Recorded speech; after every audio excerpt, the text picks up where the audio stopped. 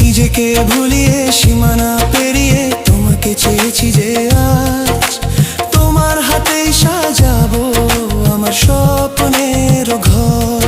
আমি তোমার প্রেমে পড়ে দুনিয়া ভুলে গেছি।